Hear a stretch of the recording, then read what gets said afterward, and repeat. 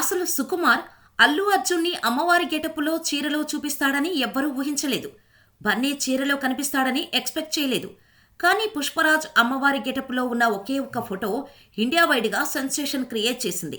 గంగమ్మ జాతర బ్యాక్ డ్రాప్లో వచ్చే సన్నివేశంలో పుష్పరాజ్ అమ్మవారి గెటప్లో కనిపించనున్నాడు. ఇప్పటివరకు అఫీషియల్గా బన్నీ చీరలో ఉన్న ఫోటో ఒక్కటి మాత్రమే రిలీజ్ చేశారు.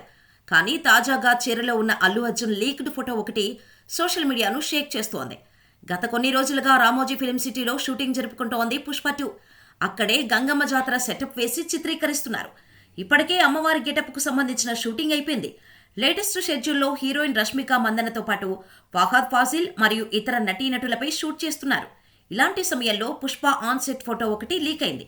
అల్లు అర్జున్ చీర కట్టుకొని కుర్చీలో కూర్చున్న ఫోటో ఒకటి సోషల్ మీడియాలో వైరల్ అవుతోంది. ఈ ఫోటో ఎలా లీక్ అయిందో తెలియదు కానీ సుకుమార్ మాత్రం ఈ విషయంలో సీరియస్ అయినట్టుగా తెలుస్తోంది. గతంలోనూ పుష్ప 2 సెట్స్ నుంచి చాలా లీక్స్ అయ్యాయి. దాంతో ఇలాంటి లీకులు జరగకుండా పుష్ప మేకర్స్ జాగ్రత్తలు తీసుకున్నారు. అయినా కూడా మళ్లీ ఇప్పుడు సెట్ నుంచి పవర్ఫుల్ లీక్ అయింది. దీంతో పుష్ప చిత్ర యూనిట్ అసంతృప్తిగా ఉందట.